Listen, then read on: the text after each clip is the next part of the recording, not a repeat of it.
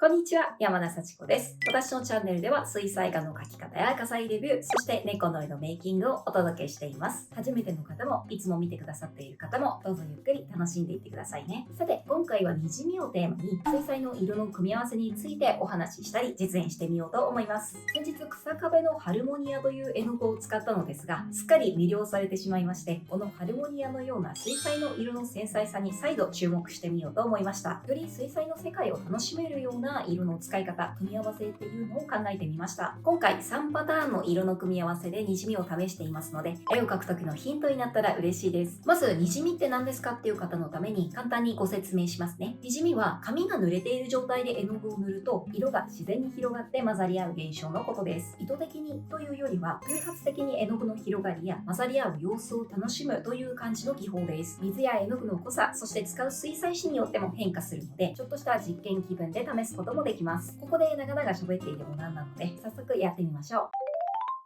それでは実際にお見せしていく前に画材の紹介をします。使う水彩紙はハーネミューレトルションという水彩紙です。こちらレビューの動画もありますので、この紙について気になった方はそちらも参考になさってみてください。絵の具はホルベインの透明水彩を使います。この絵の具は私の長い相棒です。そして水彩には欠かせない水入れ。これは水が入れば何でも OK です。綺麗な水と筆を洗う用の水っていう風に最低でも2つぐらいはあるといいかなと思います。そして筆はホルベインブラックリセーブルの 700F フィルバートという形のちょっと平筆が丸くなったような形の筆を使っていきます。このブラックリセーブルは絵の具の含みも良くって滲みの技法にも適している筆です。まず最初に色をにじませたいところをきれいな水で湿らせます。たっぷり水を引いて紙に水が浸透するのをしばらく待ちます。待っている間ににじませたい色をパレットに溶きます。まず1つ目の色の組み合わせは3つの色、パーマネントアリザリンクリムソンとキナクリドンスカーレットとイミダゾロンイエローを使います。で画面が乾かないうちに色を塗ると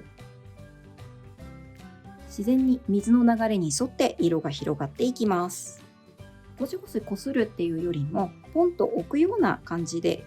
筆を動かすといいかもしれないです。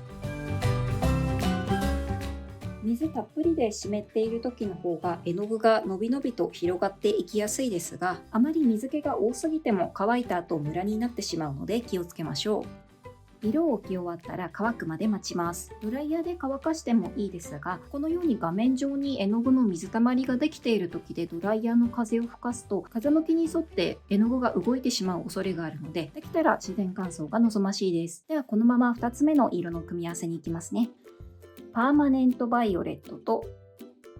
フレンチウルトラマリンを使います。すいません、さっき冒頭でホルベインの絵の具って紹介したんですけど、このフレンチウルトラマリンだけシュミン家の絵の具です。すごく粒子の細かいウルトラマリンでとても気に入って使っています。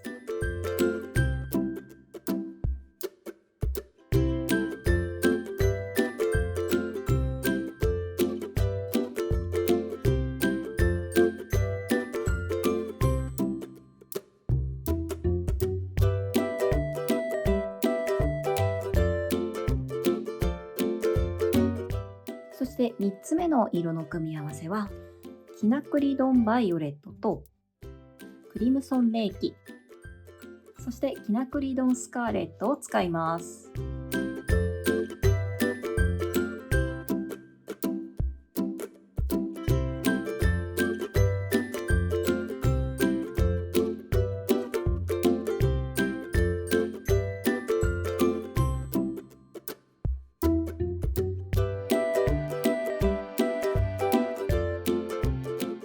それではこのまま乾くのを待ってみます。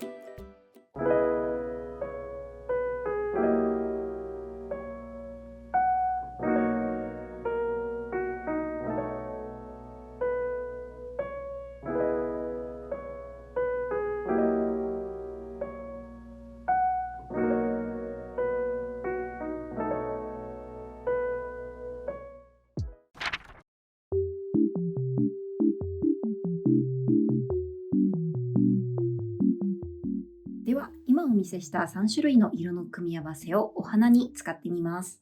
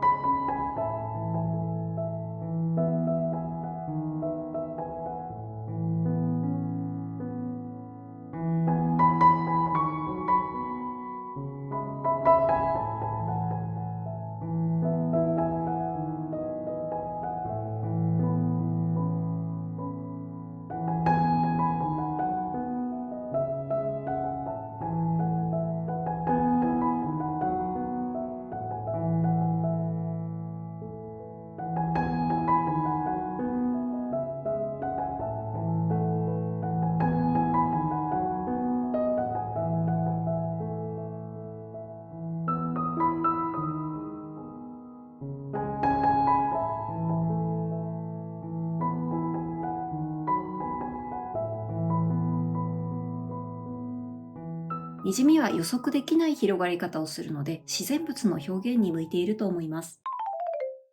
こんな感じでいかがでしたでしょうか？水彩のにじみのやり方を解説するっていうだいぶ緩くてシンプルな内容にはなったんですけれども、色の組み合わせ少しでも楽しんでいただけたら嬉しいです。この技法は誰でもコツをつかめば簡単に取り入れられるので、ぜひ皆さんも好きな色を使って試してみてくださいね。よかった、参考になったという方はチャンネル登録と高評価よろしくお願いします。水彩技法を短くまとめて解説している再生リストもありますので、気になった方はそちらもチェックしてみてください。ご視聴いただきありがとうございました。それではまた次回の動画でお会いしましょう。